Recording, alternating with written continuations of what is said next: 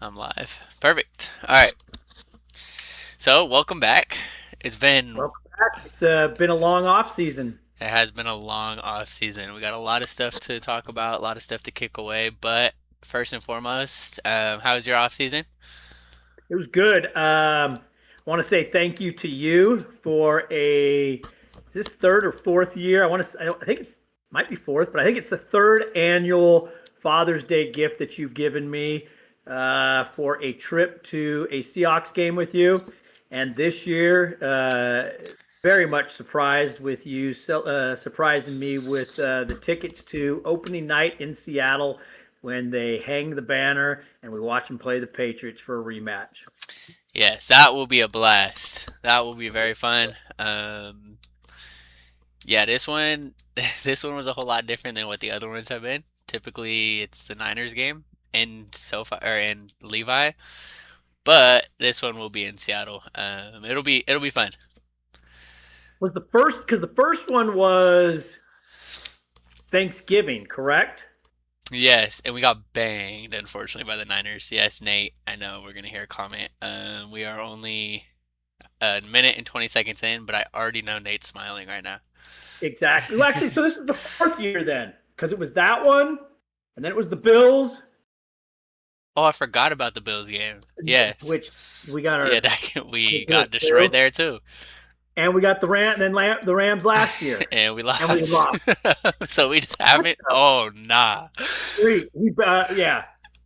Let's change the subject real quick. All right. Well, speaking of the Seahawks already, there are a couple offseason changes that we had. We lost four key players that people say changed our whole dynamic, and Seattle will never get love. But Kobe Bryant, the safety, and then we had K9. That's the biggest one. Then we had Boye Mafe, and then we had Reek Woolen. Correct. So three key pieces on the defensive end, but also interchangeable. None of those three players started every single week.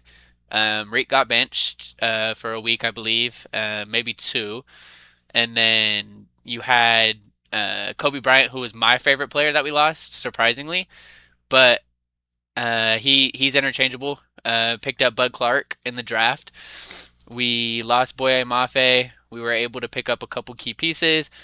And then K9 obviously got replaced with our first round draft pick in Jadarian Price. That surprised a lot of players or a lot of fans that are just going based off how is a second string running back in college getting drafted in the first round. We're not looking at tape, we're looking at statistics.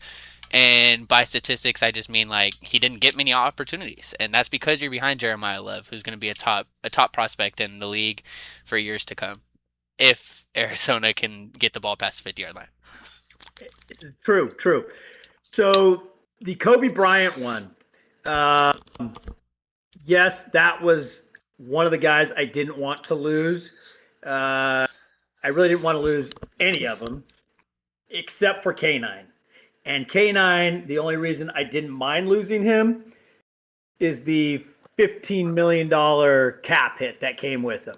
Exactly. Um, he had his best, I guess, statistical run in the playoffs last year, but that was because of the fact that we did not use him fully last year.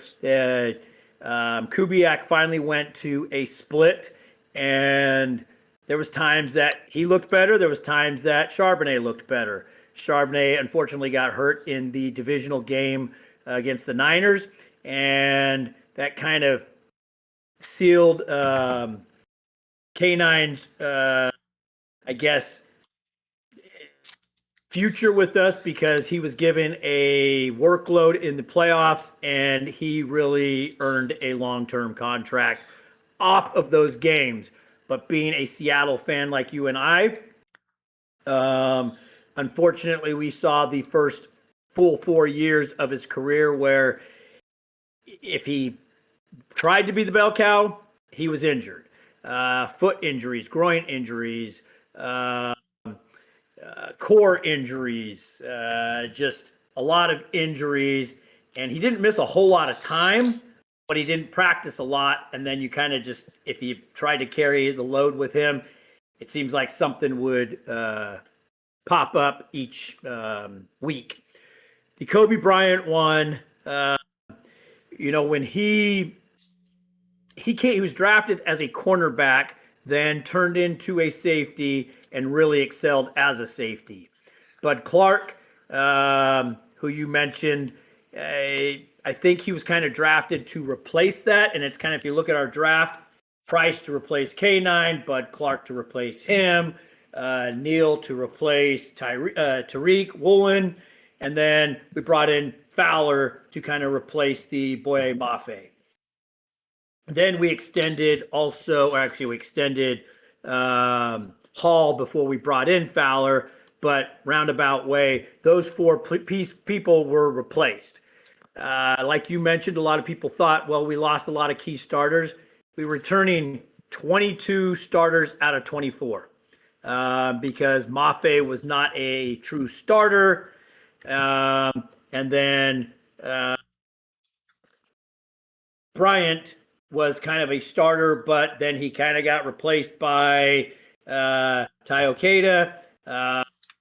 When Love came back, and Love and Ty really looked good, but now you've got Bud, who right now with Nicky Manwari not practicing today, I don't know if you saw it, I think I sent it to you.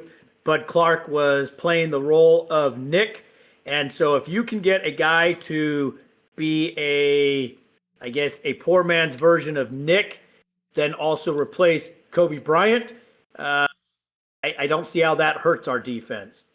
Just give Mike another, and I think you said it when he was drafted, that you put him in our defense, and all that does is give him another tool in the toolbox to play with, and I'm really excited to see how that goes. We've got football coming this week. Next week we start playing, and see how these rookies blend in with our defense. And given all these reps, all that's going to do is help his confidence and his playing ability when the season starts at that game we'll be at on September 9th. Yep.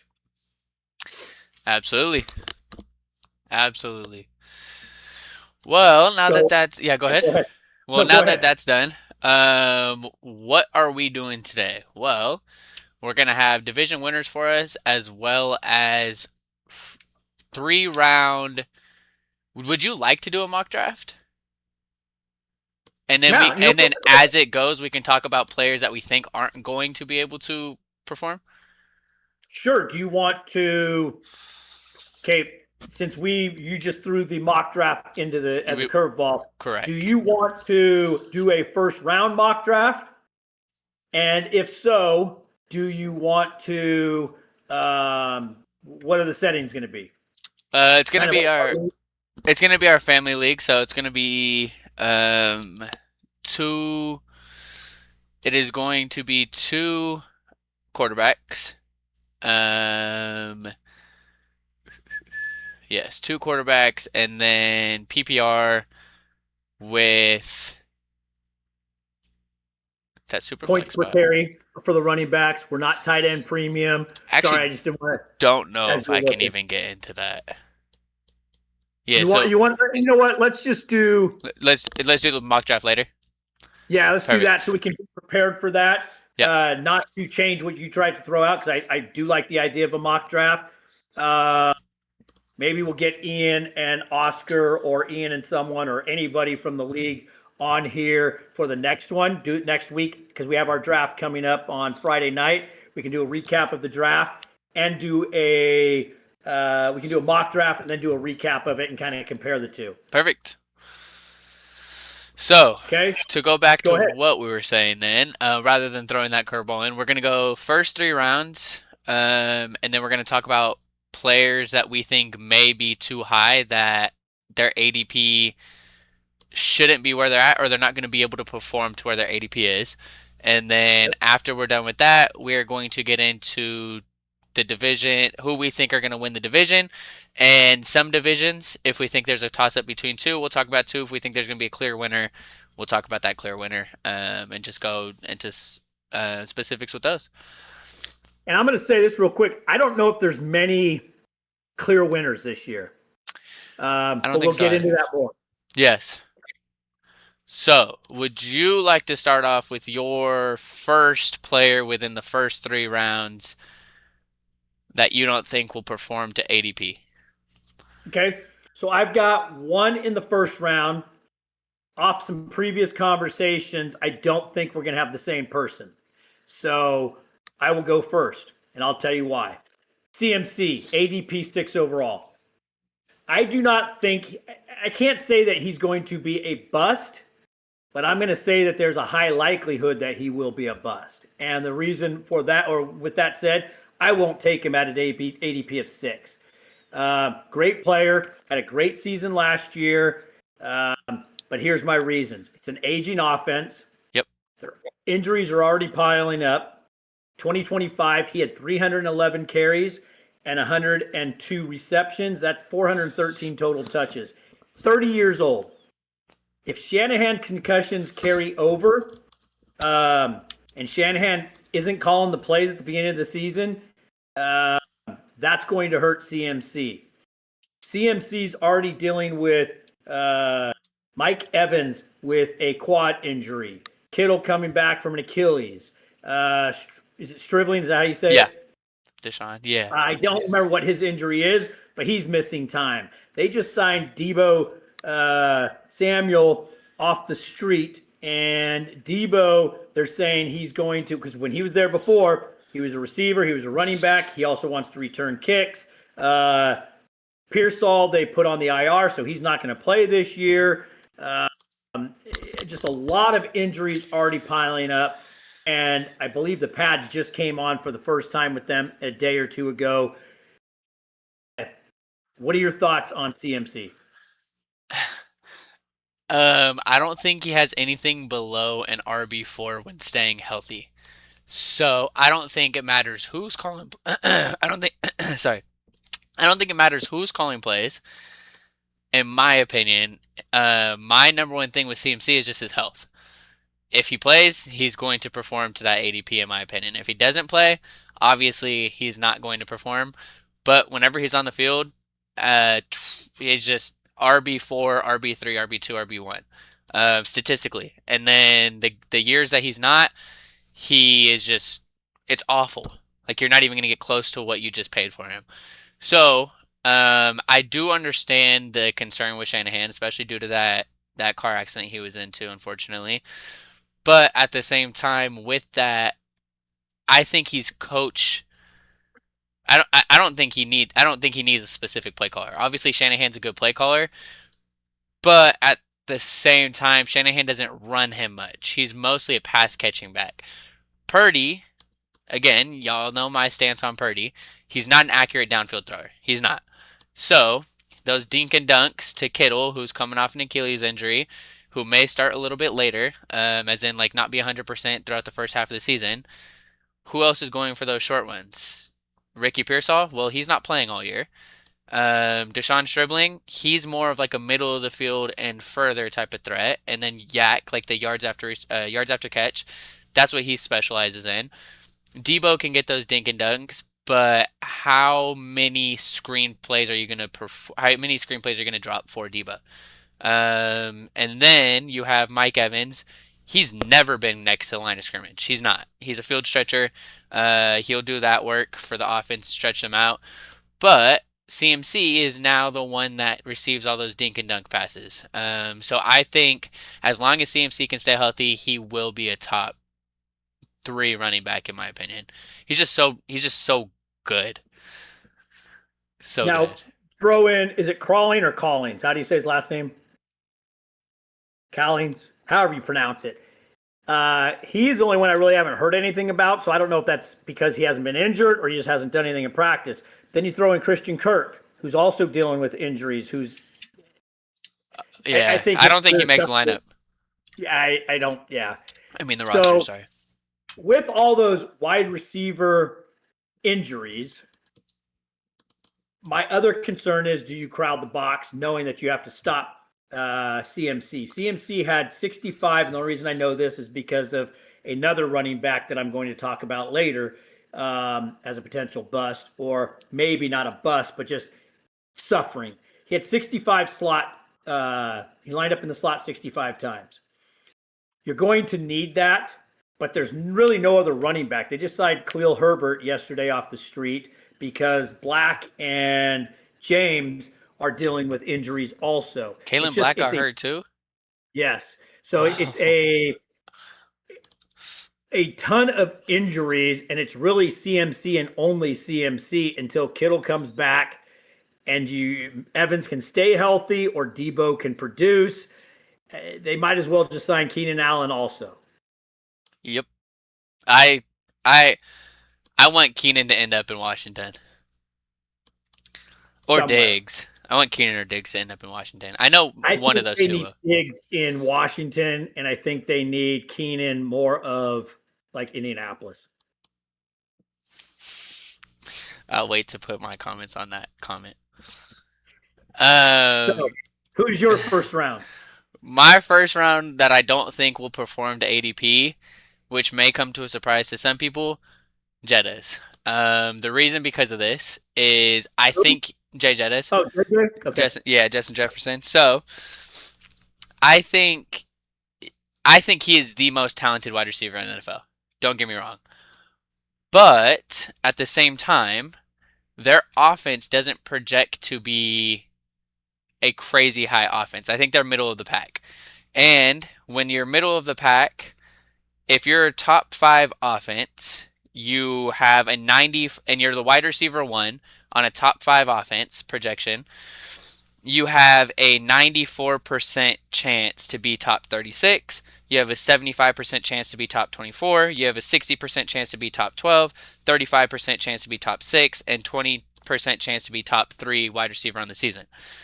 Now, real quick, if you are a top 5 offense, projected offense, and you're the wide receiver 1 on that offense, and then you have the the bad offenses, so like the bottom 5 offenses. If you're top 36, 52%, top 24, 27%, top 12, you have a 3%, and if your bottom 5 offense projection, since 2004, there have been 0 top 6 wide receivers on a bottom 5 projected offense to start the season, and they're middle of the pack. So round that, he's going at wide receiver 5 or 6, depending on who you have more, Lamb or him. He's going wide receiver 5 or 6 on ADP, and I just don't know on his offense. I don't know if he's going to be able to produce what we are drafting him as right now. Again, I think he's the most talented wide receiver in the NFL, and I'm a Seattle fan, so obviously JSN's phenomenal. Jamar Chase is phenomenal, but Justin Jefferson, before 9 came in, he had like 98 receiving yards every single game. That's what he averaged in 3 years. Unbelievable stats. But now that they're middle of the pack offense, doesn't really have a good run game. Aaron Jones is a little bit older. Well, he is older. Jordan Mason can't stay healthy. That run game's not going to be great. I think the RPO is going to be what helps Justin Jefferson, and Kyler being able to run. Because Kyler being able to run will keep a QB spy on him that's not able to drop back in and play those screen games to Justin Jefferson, play those middle of the field routes to Justin Jefferson. I honestly think, and I know we didn't really want to talk about this. Well, I don't think I think Kyler Murray helps other players more than it does Justin Jefferson. Probably a guy we spoke about earlier. Yes.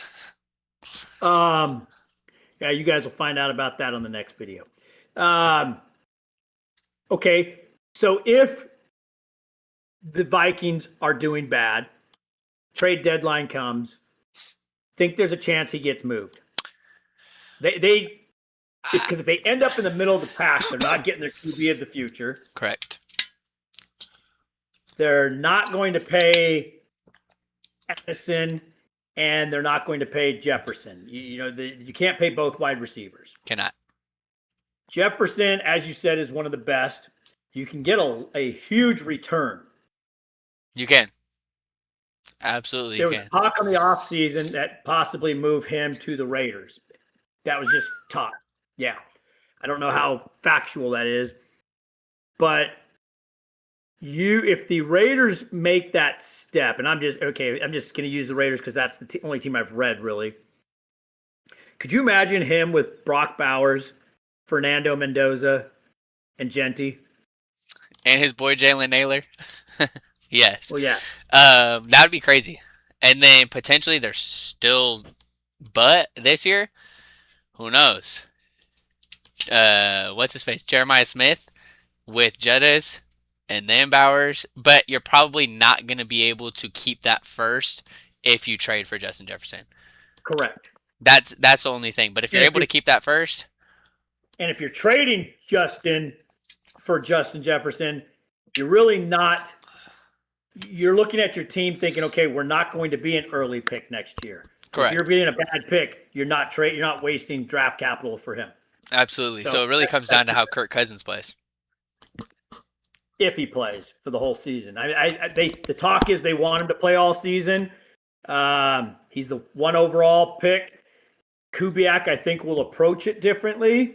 Yeah. I tried getting Cousins from Sean, but once you and I made the deal we made last week, and we'll get to trades that have happened recently and what we think of the teams. Whole different league, by the way. Correct. Exactly.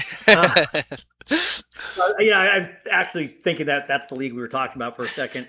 But with Kubiak, I think he is going to approach it to do the slow game with, or as people say, the slow cooker instead of a microwave team with Fernando and Kubiak or Cousins is this year. You don't need to rush him. Kubiak's going to be a long-term coach in Vegas, and so you don't want to break the confidence of Fernando. But you also, you got to see what you have.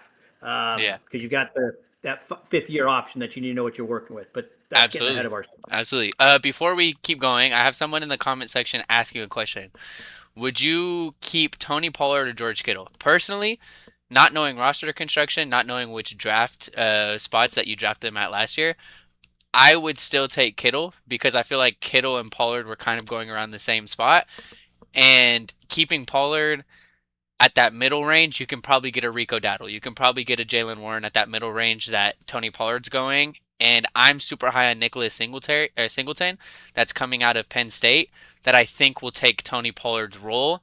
George Kittle, yes, it may take him a little while to get going, but you can draft I'm not going to get into specific names, but you can draft like a tight end 18 to 22 and be okay for the first 4 weeks with that tight end and just keep George Kittle on the IR if he starts on PUP or if he plays, perfect, keep him on the bench, stash him until week 4 when he's about 100% and then keep going. That's my opinion. Real quick though, if he's listening still, if you can, what is it tight end premium and which rounds would you be drafting and what is the penalty to keep? And then the second question is, for the second comment tied to your, later 18 to 22 tight ends that you could be drafting. Look at, because if you go that route, look at the first 3 to 4 week matchups. Okay, it's defenses start off hotter than offenses usually.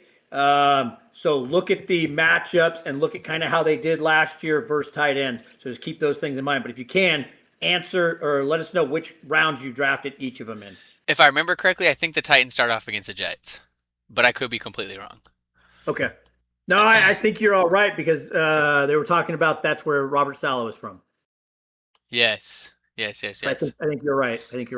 But yeah, so we'll wait to see that answer. But based off no other context, I would say George Kittle.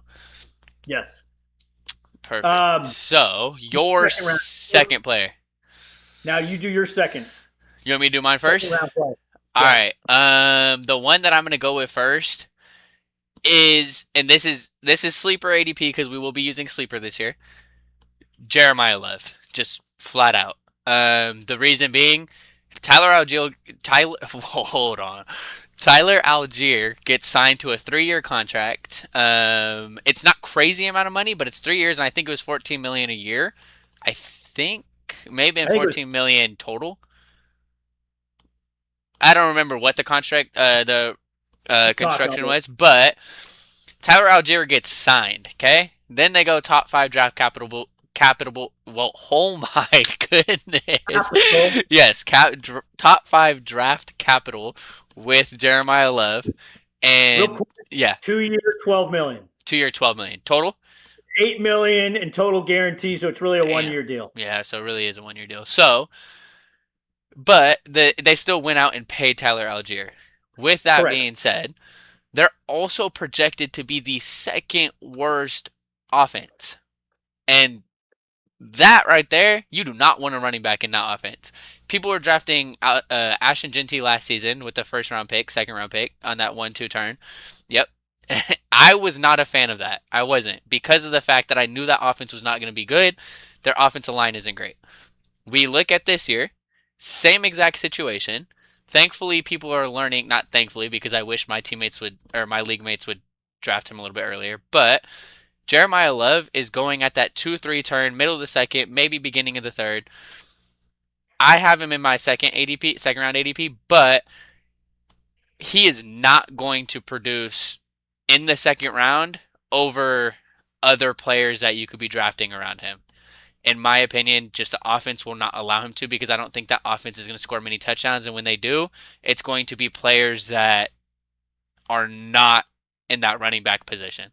And we know Tyler Algier is a phenomenal running back inside the red zone in the NFL. He vultured so many touchdowns from Bijan the last 2 years.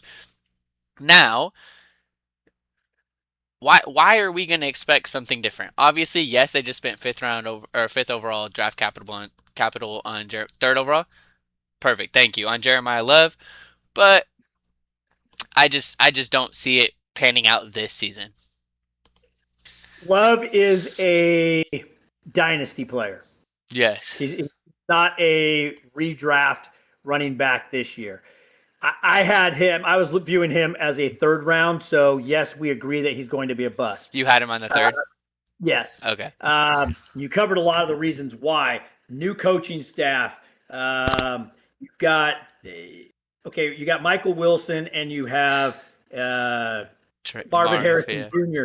The only reason it kind of varies day to day, but Marvin Harrison, there's really no threat on the passing game. Brissett is going to have a short leash. They extended him, or not really extended him. They gave him more money for this year, which was, I don't understand why, because it does nothing for them. They have Carson Beck, and if they start winning and get into that, 6 to 9 wins or 6 to 8 wins, they're not going to win the division. They're not going to make the playoffs, and they're going to be out of the area of drafting a quarterback next year. Yep. Next year's quarterback class is heavy, so yes, might get someone to fall to you. It's a first-year coach coming from I believe it's the Rams offense, the Rams McVay's tree.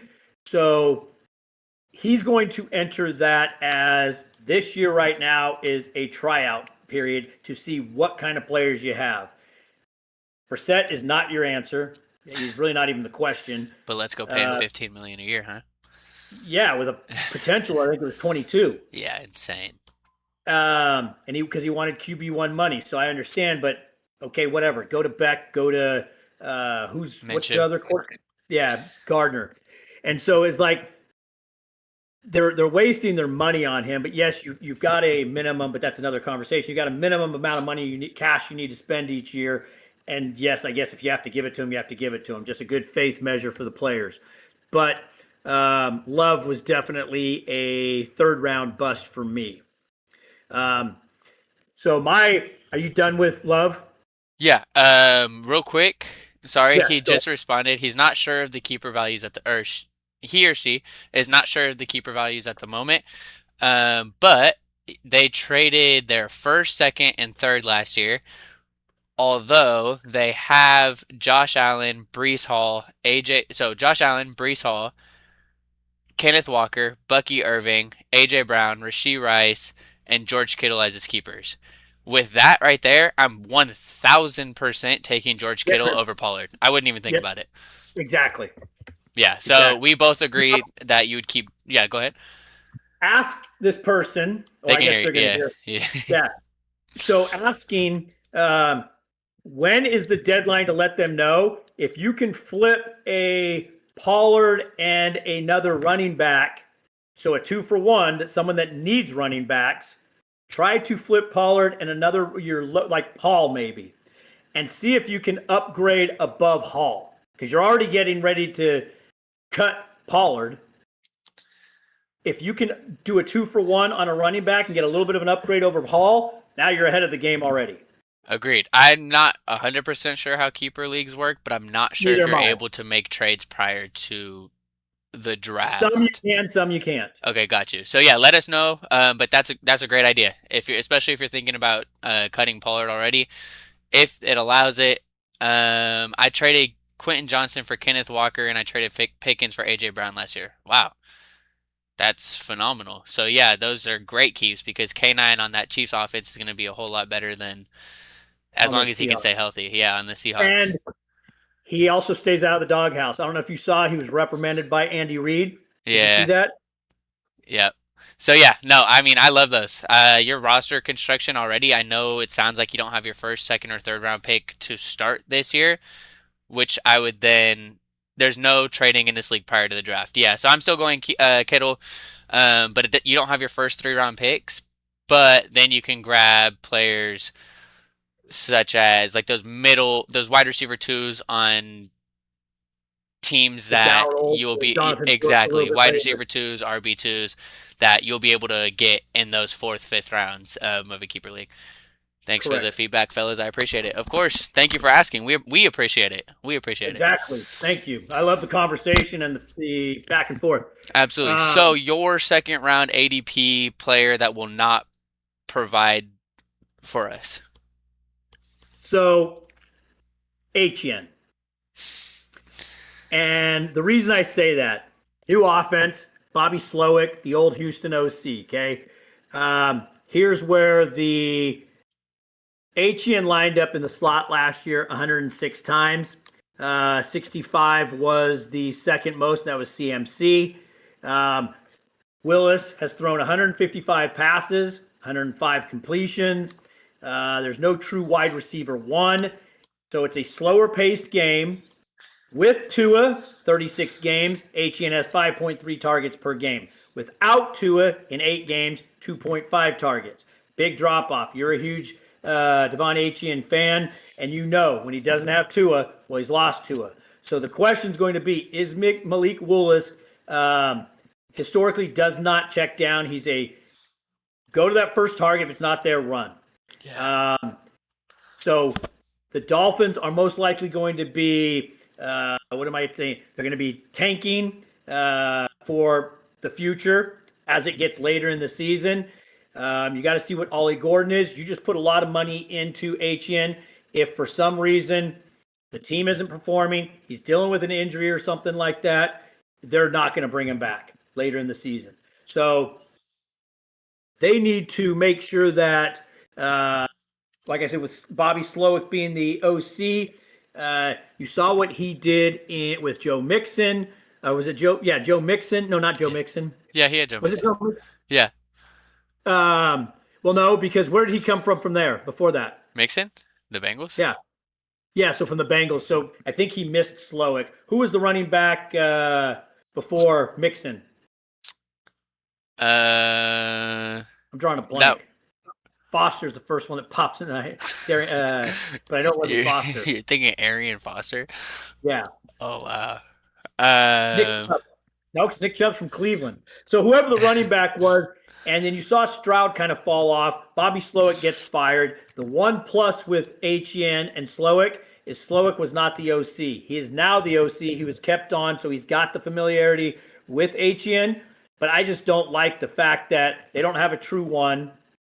The quarterback has not been. We don't know what his true makeup is. Is he going to be? Is he going to be checkdowns? Is he going to be? Are they going to be fast paced? They're going to try to slow it down, let him run, but he gets his money from receptions. And if he's not getting those receptions and those, because his is after the catch threat. Absolutely. And with a lot of receptions, like I said, 5.3 targets a game with Tua and 2.5, so half of that, less than half of that without him. You got to see how it's called and how it goes. But I just don't think HN will meet the ADP that he's been given. I agree. I can't disagree with that. I'm nervous about Malik Willis. I placed a season long bet. I placed a couple season long bets. I know you're gonna love to hear that, but I placed a couple season long bets on football. Does that mean you technically still do not bet because they haven't gone into play yet? Yep, exactly. So, but Malik Willis, I bet his under. His line's at 3,000 yards passing and like 3,050 yards passing. There's no way he's hitting that. His wide receiver one is Tutu Atwell. Um, Could be his Washington. Malik Washington. I do like Malik Washington, but I just don't know. I just don't know how Malik Willis is going to be. I As a think tight end, would be huge. I think Greg Dulcich is going to be a surprise sleeper, but We're not talking about that. correct. Kyle said Malik, Ollie Gordon is a beast, and Malik could surprise everyone. I think Malik only shined due to the fact that he was in a Matt LaFleur offense. I feel like it's hard for people to shine when the offensive coordinators do not scheme specific to the personnel that they have. Correct. So that's my thoughts. No. But yeah, I agree with you. Unfortunately. Then I won't mention the second one.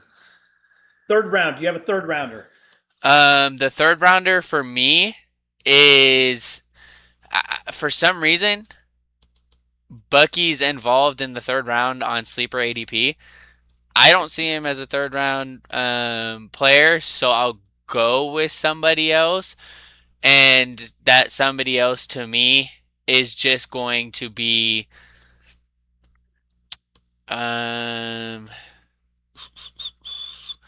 want me to go mine while you look? well, because I was gonna say the other one, but I feel like third round's good for him. I was just gonna say, yeah, go ahead. I want to see what you say first. I think you're just about to say him. Josh Jacobs. I I wasn't gonna say him only because I feel like he's not gonna see any legal action. But let me hear your reasoning. Well, that's part of it. So Josh Jacobs, ADP 34th overall. Will he break down late in the season? Okay. 2024, 4.4 yards per carry. 2025, 4 yards per carry. So he's already starting to drop off. He's in his 28-year-old season. Another person, Christian Watson, can he stay healthy? And if he can't stay healthy, who is their number one? Is it going to be Kraft? Okay, that's nice. And I think their offense was better while Kraft was there than after he went out. But either way, if Watson can't stay healthy, and he just got paid, so they're counting on him staying healthy. But if he's hurt, it's going to hurt the downfield game. He's had since 2020, Josh Jacobs has had 1,000-yard season, non-1,000, 1,000-yard, non-1,000 yards.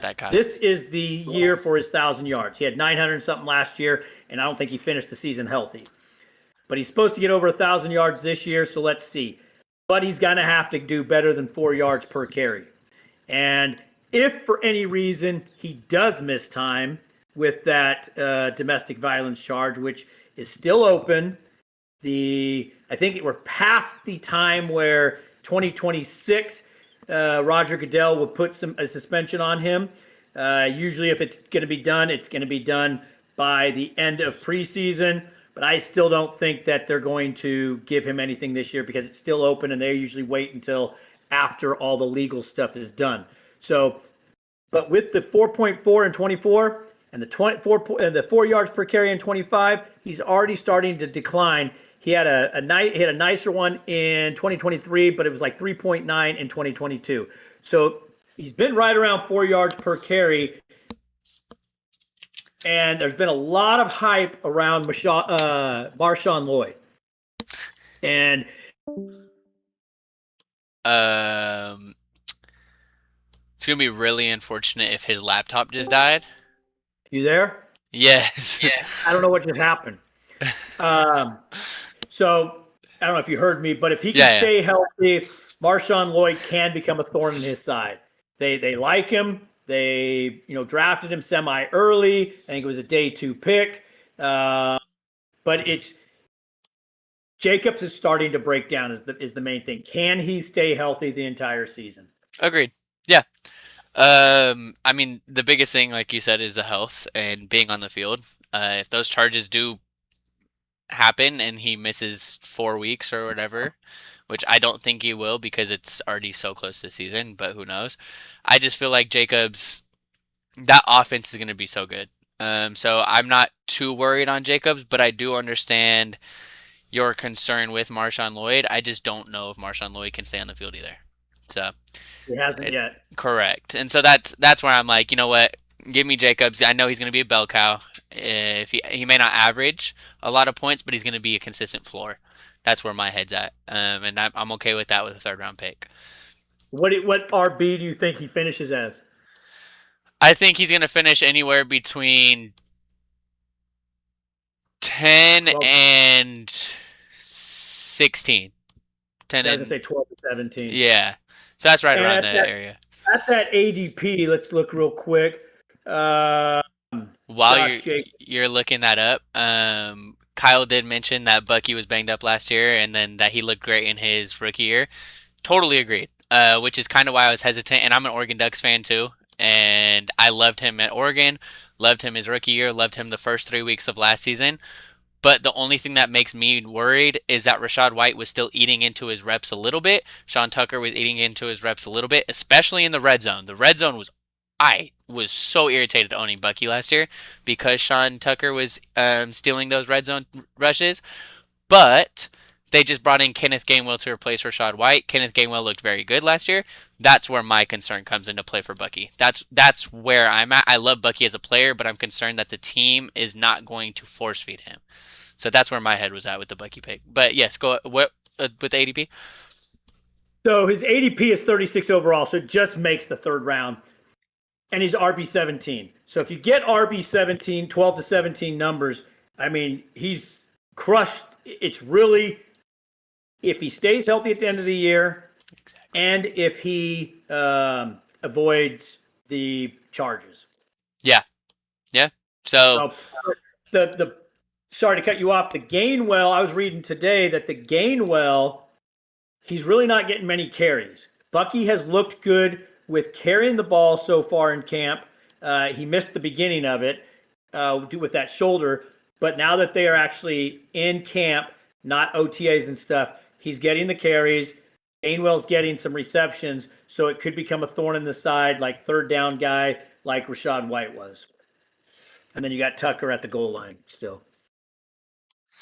And they gave Gainwell, I think his was the $14 million contract. yes, his was the expensive one. Yeah. That's correct. That's where I get nervous. Would you cuff Bucky to Gainwell and Tucker? I'm sorry, I don't understand the question being asked. Would you So cuff?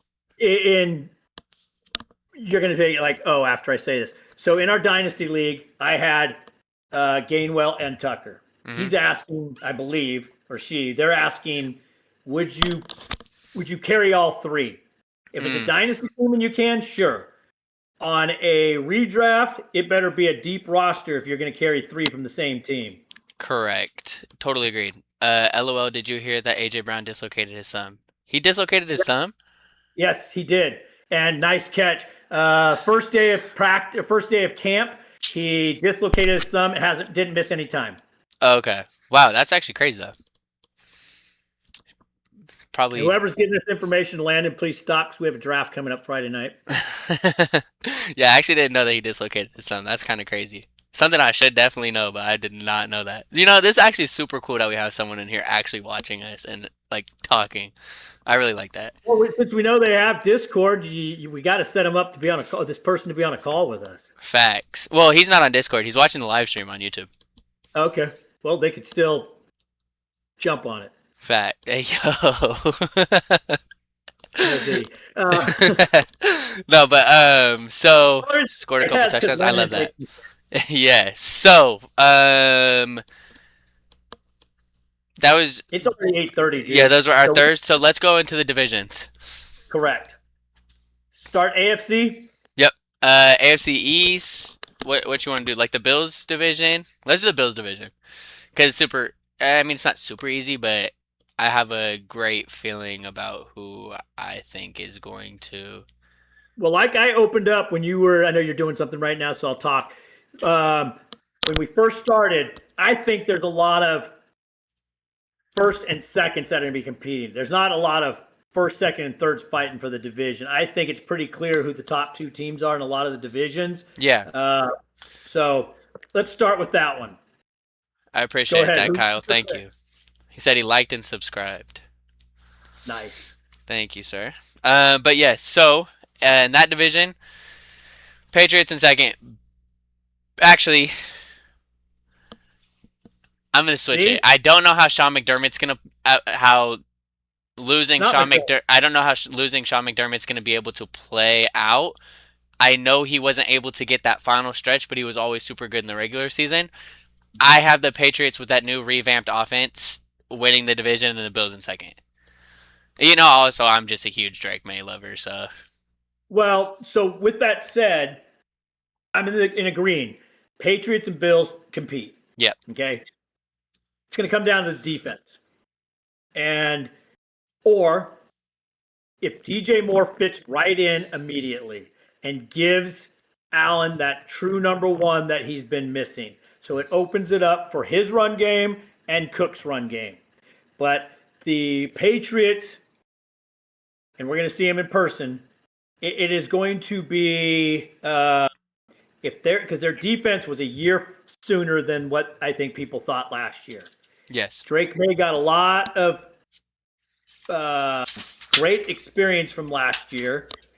He stepped up. He was your Jaden Daniels of two. You picked Jaden Daniels 2 years ago as your QB sleeper to hit it and just succeed. And then you picked May last year, and you said May was your Daniels from the year before. So I think May giving him, he's got two new weapons. He's got a new tight end to back up Eli Reardon, backing up Hunter Henry. I think you're going to see more Henderson. So I want to say I'm in agreement with you that the Patriots win the division. But again, if DJ Moore and Allen can hit it off from the beginning and not take 6, 7, 8 weeks to blend it and start working together, I don't think it's really going to be close. Correct. And to build off what you were talking about, as well as what Kyle just said, he said that, here he asked, would you make a trade for DJ Moore of Josh Allen? And it's tough because he feeds everybody. The Bills had 11 players with 15 plus receptions. You look at that, 11 with 15 plus receptions. And then who the leading receiver was and how many receptions they had? It was Shakir, and I don't know how many they had, but Shakir and then probably Kincaid. But now they bring in DJ Moore, so maybe they isolate the offense a little bit more. In comparison, Seattle had 8 players, and Rashid made 8 after being traded to us at the deadline. So in about 5 weeks, he had 15 plus receptions, and that only brought us to 8. That right there is what makes me nervous about drafting a number one player for Josh Allen, a number one player for Aaron Rodgers. Like these type of quarterbacks that just spread out to everybody. It's hard to just get one person to be the focal point of the offense, especially when you have a running back that led the league in rushing yards and James Cook. It's tough. Josh Allen never just force feeds one person, which is probably why he's so good. And he's gotten rid of those interceptions that were costing him multiple games. The last 2 seasons, he's brought those down tremendously, probably because the defense doesn't know where the ball is going. They just don't have a true one. But now DJ Moore is a true one, but it's just there's so many people in that offense that are still going to compete for those reps, those catches. And that's kind of like with the Dax. Exactly, yeah. With Sam Darnold last year, and the reason you've only got 8 players, and that was just met, like you were saying, what was because for I think like 12 weeks, 11 weeks, something like that, JSN was trying to hit the 40% mark, then dropped to 37. I think ended up with a high 28, low 30% target share, but it took a while for that to fade off. And that's when his 2,000 yards kind of faded off too, or the chance Correct. of it. But those type of QBs, that's who you want, and not the receivers. Exactly. So I probably wouldn't go out and make a Mm, I wouldn't force a trade for DJ Moore, in my opinion. I'm also just not a DJ Moore fan, so there's Yeah. that. But so we both have the Bill. We both have the Patriots.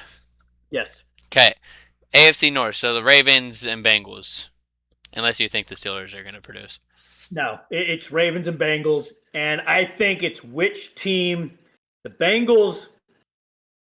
So the Bengals improved their player personnel. Got Sexy Dexy, got Boyamafe, improved the DBs. They have done enough to improve that defense. Last year, I think their team was giving up like 32, 35 points a game, and there was times that the Bengals were scoring 38 points and still losing. So when your defense can't stop anybody, and then you've got the defensive coordinator from the Chargers going to who used to work with Mike McDonald, is now the head coach in Agreed, the Ravens. Whatever defense plays better, and you're gonna.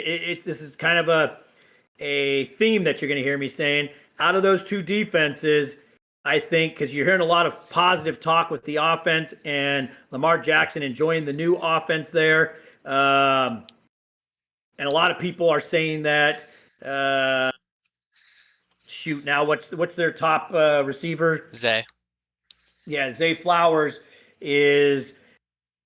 I can't buy into Zay. He was almost one of my busts, but looking at which wide receiver he was, he's really not going to be a bust. I think the ADP was more of how many wide receivers were taken, and so he was taken. But I think whatever defense improves the most out of those two, because they both kind of flopped, wins that division. And I'm going to have to go with the Bengals. I'm with you. I think the Ravens are very good. I think the Ravens have very good offense, but the Bengals, I think, with a new revamped defense, I feel like it's gonna make that offense want to push even harder. You have both chases in the offense. You have T. As long if T gets hurt throughout the season, I'm going with the Ravens. If T stays healthy, I'm going with the Bengals. Just because that offense is just so good. But yeah, I mean, just as simple as that. I'm just going with the Bengals on that one. Derrick Henry's getting up there in age. They lost Isaiah Likely. I just Mark Andrews. I don't know how explosive he's going to be now. Isaiah Likely was that more explosive tight end down the middle. So I'm gonna just give that edge to the Bengals. I think the one that we're gonna disagree on because well, it may be the AFC South. You ready to jump in the AFC South? You want to leave the West for last? Yeah. Okay. Yeah, let's go. South is pretty simple for me. Who do you have? Houston. I have the Jags. So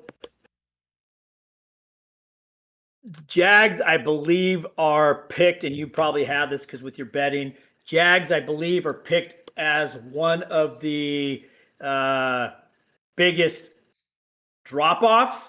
I think their over/under is 8.5. Is that accurate? I don't bet on totals. I'm not going to, but I'm just saying No, eight no. and a half. I'm just saying I don't bet on totals, so I don't know. So, I'm and not their sure. win total last year was 13. That's 4.5 game difference. Houston's defense is unreal. They just brought Clowney in.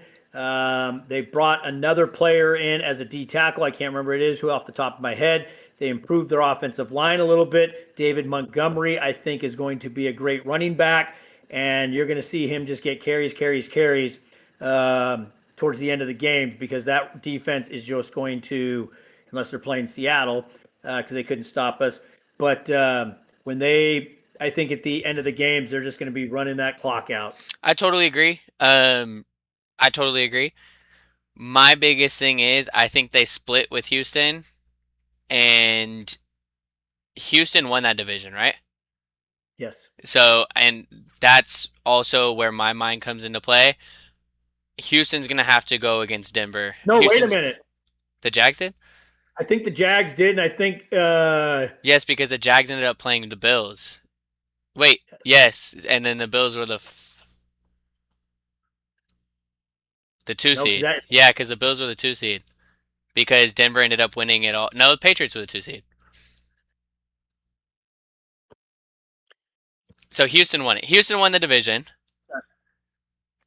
And that comes Sucks down like to me. playoff. And there's a player on the Jags that I can't specify yet because I know our league mates are going to be watching this video. But there's a player on the Jags that to me is going to be the reason the Jags are going to be super good this year, and that player will end up on my team in the draft on Friday night. Okay.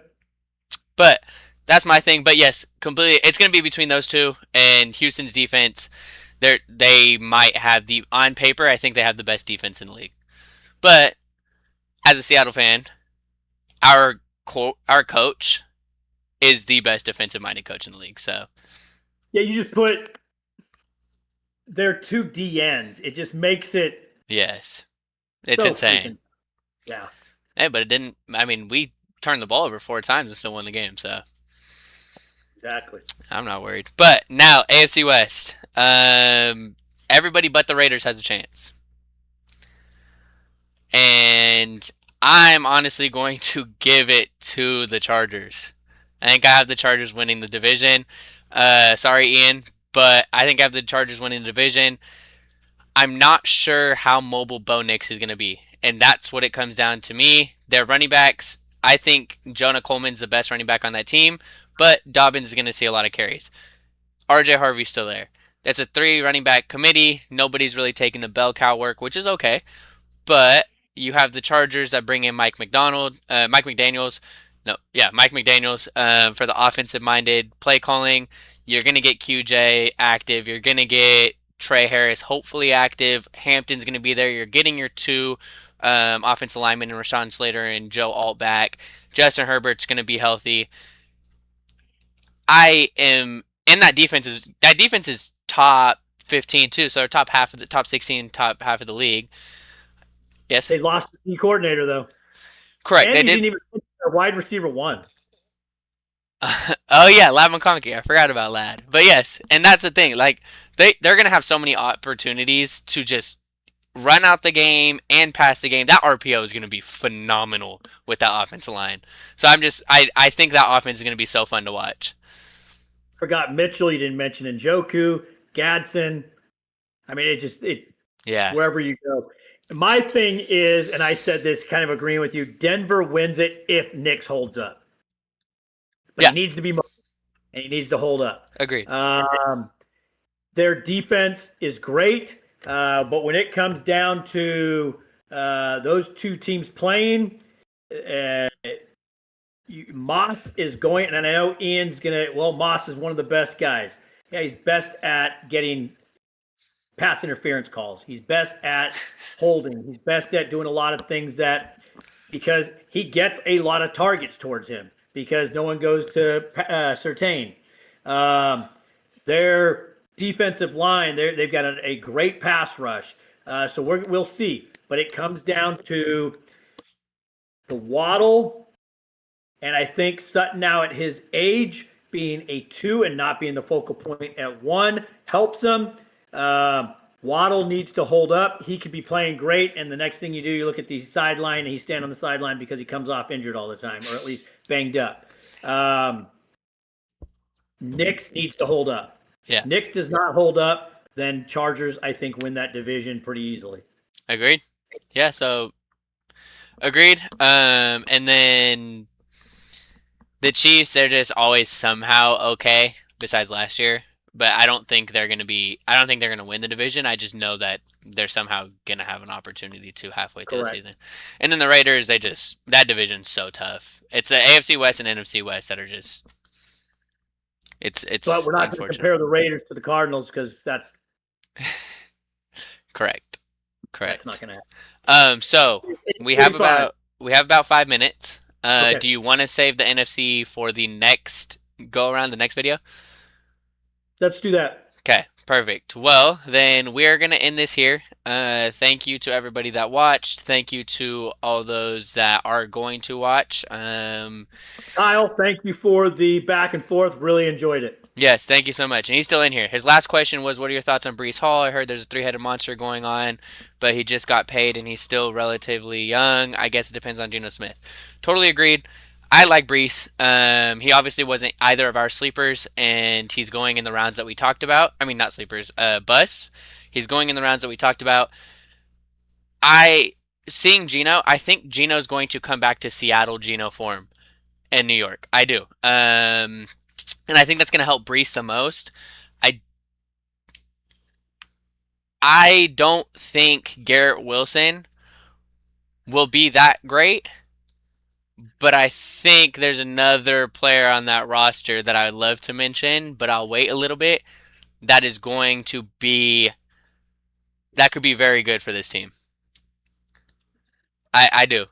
And he The three, said, "Thanks guys for the great show." I appreciate that, Kyle. Thank you so much. yeah, we do. Thanks for that.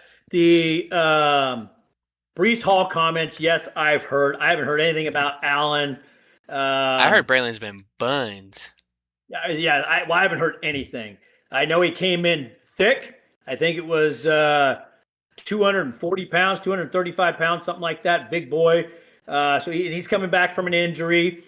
But the Brees Hall thing, I just made a trade in a dynasty team, Lamb and Hall for Genty and Devonta Smith. I needed a bell cow for the running back, and my wide receiver room is extremely deep. So I thought, you know what, I'll downgrade at wide receiver a little bit, but get a guy that's going to get a lot more touches and younger at running back. Also included, just have to say this, it was a late first round in 2027 for probably a mid round in 28. Yes, I'm going back, but I needed to do something to get that lead running back. So that's how I did that. And when he says his wide receiver room is deep, CeeDee Lamb was his wide receiver 3. He has Jettas as well as JSN and Nico and Ladd and Neighbors. AJ Brown and Neighbors. So like, oh yeah. So I mean, CD was his wide receiver 3. So it's like, it is what it is.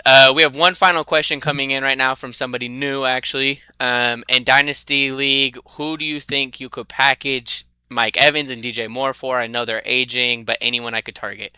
We don't know any specifics on whether like PPR, standard, running back points per carry, super flex. We don't know any of that.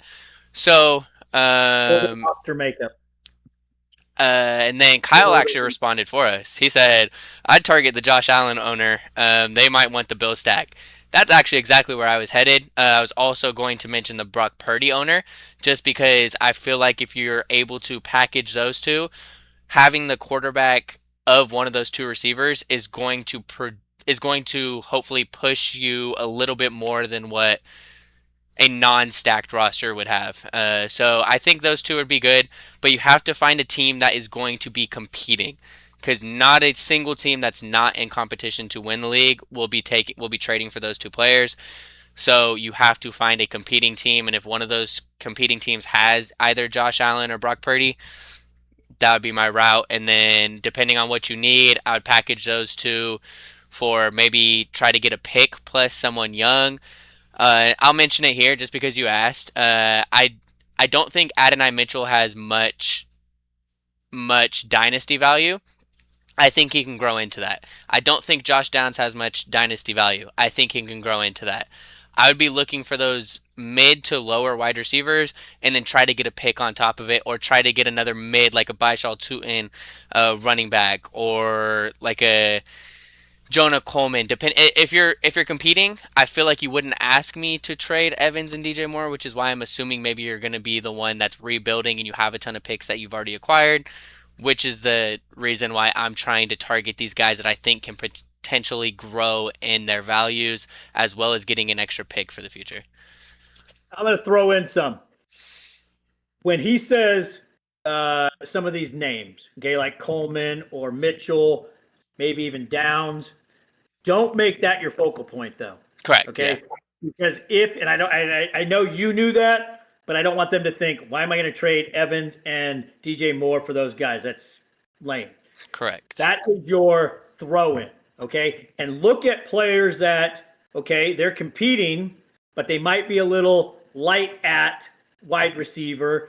And depending on what your settings are, say you have to start 3 wide receivers and someone is light at wide receiver, they're getting 2 guys, especially right now with all the injury news of the Niners. And yes, we said earlier that Evans is dealing with a quad.